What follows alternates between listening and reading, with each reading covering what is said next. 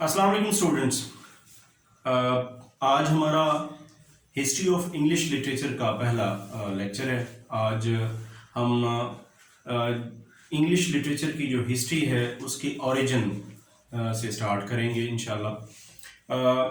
جیسا کہ آپ کو لکھا ہوا نظر آ رہا ہے اینگلو سیکسن اور اولڈ انگلش پیریڈ.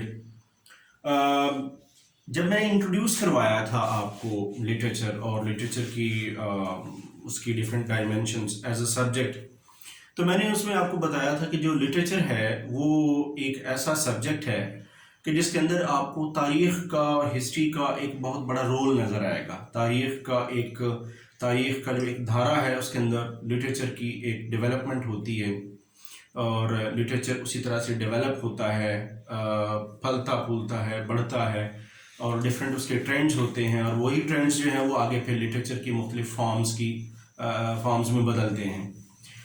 ویسے تو ادب کی تاریخ اس سے بھی پہلے کی ہے، لیکن جو انگلش لٹریچر ہے اف آئی فالو دا بک، تو جو انگلش لٹریچر ہے اس کے جو ٹریسز ہیں وہ ہمیں اس پیریڈ میں نظر آتے ہیں which is called Anglo Saxon اور اولڈ انگلش پیریڈ. یہ پیریڈ سٹارٹ ہوتا ہے from 670 to 1100 period which is also called as medieval period بھی ہم سے کہتے ہیں. اور یہ وہ پیریڈ ہے کہ جس میں انگلینڈ میں موجود دو ایسے ٹرائبس تھے جن کو ہم اینگلز اور سیکسنز کے نام سے یاد کرتے ہیں. تو اینگلز اور سیکسنز وہ تھے جن کی اپنی لینگویج، جو وہ لینگویج بولتے تھے وہ لینگویج انگلش تھی یا انگلش نما تھی. تو یہ لوگ جو تھے، یہ جو دو ٹرائبس تھے، یہ دو ٹرائبس جو تھے یہ اس وقت رومن پیریڈ کے بعد انگلش جو آج کا انگلینڈ ہے اس میں آ کے یہ لوگ آباد ہوئے تھے اور انہوں نے ایک خاص اپنا کلچر ایک پروموٹ کیا تھا دونوں ٹرائبس نے، اور آپس میں جنگ و جدل بھی چلتی رہی اور آپس میں صلح صفائی بھی چلتی رہی. بٹ جو ایک they formed a definite culture in that period in the early part of this era. تو جو ان کا کلچر تھا، جو کہ جیسا کہ ہم نے ہسٹری میں دیکھا، اگر آپ پرانی گریک پیریڈ میں چلے جائیں یا رومنس کے پیریڈ میں چلے جائیں تو آپ کو یہ نظر آتا ہے کہ جو انسانی تاریخ ہے اس میں آپ کو جنگ و جدل بہت نظر آتا ہے. وارز ہیں، واریئرس کی تاریخ ہے، واریئرس کی ہسٹری ہے، ملٹری اسٹریٹجی کی ہسٹری ہے اور بہت سارے کنکررز ہیں. اور اسی طرح اور پھر اس دور کا جو لکھا جاتا ہے، جو لٹریچر لکھا جاتا ہے، جو لکھنے والے ہوتے ہیں، شاعر ہوتے ہیں، وہ ان کے جو تھیمز ہوتے ہیں وہ بھی اسی طرح کے ہوتے ہیں. ان کے جو تھیمز ہوتے ہیں وہ بھی اسی طرح کی جو ان کی لائف ہوتی ہے اسی کے اوپر بیسڈ ہوتے ہیں. تو یہ جو ان کا کلچر تھا، ان کے جو کلچر تھا اس میں ایک چیز بتا دوں کہ جو سب سے پرانی جانرا ہے لٹریچر کی وہ ہم سمجھتے ہیں کہ پوئٹری ہے. تو پوئٹری اس وقت بھی موجود تھی. پوئٹری تو شاید اس سے بھی پہلے کی تھی، وہ ہم at a later stage Greek history کی جب کچھ چیزیں پڑھیں گے تو پھر آپ کو بتائیں گے. بٹ اس وقت جو سب سے popular form of literature that was poetry. تو جو ان کا کلچر تھا اس کلچر میں جو ایڈونچرز تھے، بیٹلز تھیں، so that poetry was based on those adventures. اور یہ انگلش پوئٹری تھی اور یہ ان کی جو سانگس ہوتے تھے دے ور ریٹن ان انگلش، جو اولڈ انگلش اس وقت سمجھی جاتی تھی. اس دور کے ایک جیسے میں نے بات بتائی واریئرس کی ہسٹری ہے، بیٹلز کی اور وارس کی ہسٹری، تو ایک بڑی مشہور زمانہ بک ہے بیوولف. یہ ایک ہیرو کا نام ہے جو کہ اس کی بہادری کی داستانیں ہیں. تو شیولری، بہادری اور یہ بڑے پرانے کانسیپٹس ہیں اور یہ کانسیپٹ اس وقت آپ کو ارلی انگلش پیریڈ میں بھی ملتے ہیں. سو بیوولف کی شکل میں آپ کو پہلا پوئٹری کا ایک شاہکار نظر آتا ہے اس پیریڈ میں. اچھا، اس پیریڈ کے بعد جب آپ تھوڑا سا آگے چلتے ہیں تو ایک وقت آتا ہے certain time comes when Christianity comes in their culture.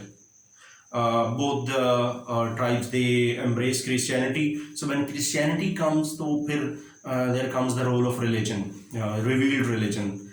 Christianity جیسے ہم سب جانتے ہیں، we all know کہ Christianity preaches peace, love, brotherhood.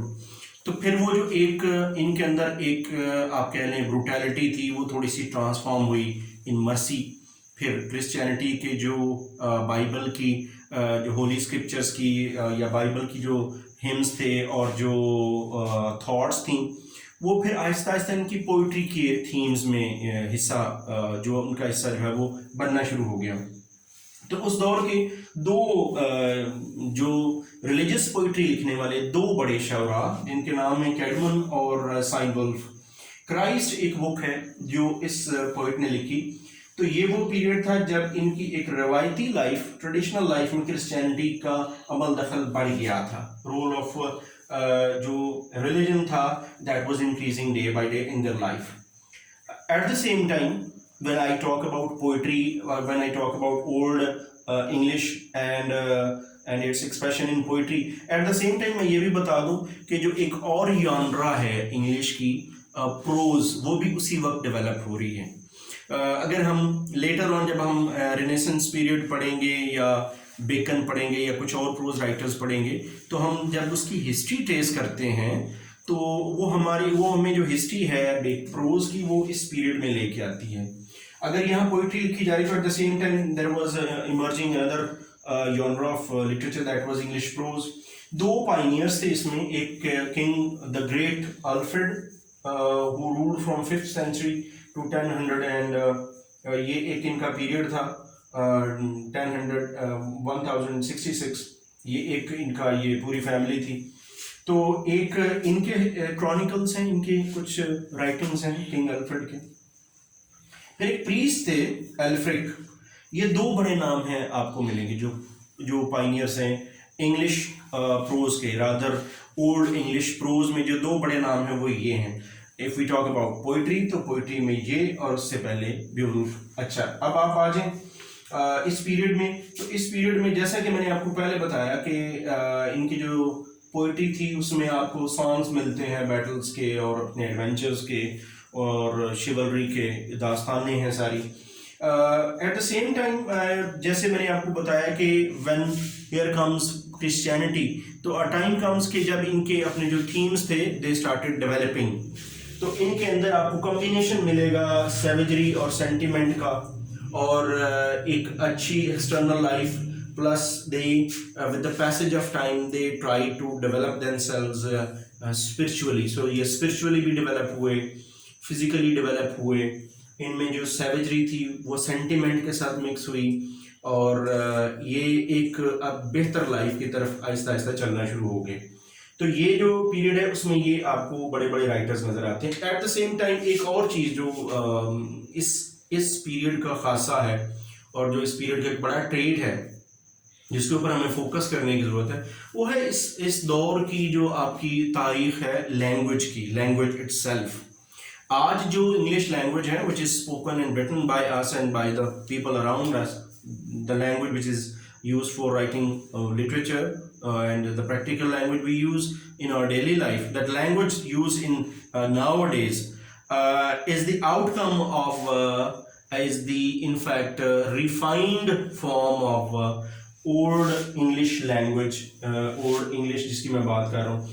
اسی لینگویج جو ہے یہ آگے جنم دیتی ہے انڈین مختلف لینگویجز کو, جیسے سنسکرت ہے یا ہمارے سب کانٹیننٹ اور ایشین لینگویجز لائک ایرانین اور یورپین گریک اینڈ لیٹن. تو یہ جو language old English it is directly linked and it gives birth to these the family of these languages. تو یہ بھی ہم یہ آرین کا پیریڈ بنتا ہے یہ آلموسٹ. تو جو یہ انڈو آرین اور انڈو یورپین جو پیریڈ بنتا ہے, تو یہ جو لینگویج ہے اولڈ انگلش, یہ اگر لٹریچر کے معاملے میں آپ کو یہ والی پکچر پیش کر رہی ہے, تو ایٹ دا سیم ٹائم یہی انگلش لینگویج جو ہے وہ آپ کو آگے چل کے ریفائنڈ فارم میں renaissance period and then afterwards جو اگلا آپ کا ڈیولپ لٹریچر ہے اس تک آپ کو لے کے جاتی ہے. So this much was all about Anglo Saxon period یا old English period. Remember, one can't cut off oneself from history. تو جو جب آپ ہسٹری سے کٹ آف نہیں رہ سکتے, تو جو آپ کا آج ہے, جو آپ کا پریزنٹ ہے, وہ آپ کے پاسٹ کا انفیکٹ ریفلیکشن ہوتا ہے یا آپ کا جو عکس ہوتا ہے. تو یہ ایک جو پیریڈ ہے انگلش لینگویج اینڈ لٹریچر کا, تو the same period would give birth to the next period. یہ ہم نے اگر آج پڑھا نا اینگلو سیکسن پیریڈ, تو next period next video would be based on Anglo Norman period, جو اس سے آگے کے آپ کو 200-300 سال کی ہسٹری اور اس کے میجر ورکس کے بارے میں بتائے گا. تو آج کی اس ویڈیو میں صرف آپ کو اتنا ہی. نیکسٹ ویڈیو میں میں آپ کے سامنے اینگلو نارمن پیریڈ لے کے آؤں گا، اور اس وقت تک اجازت. Thanks for watching.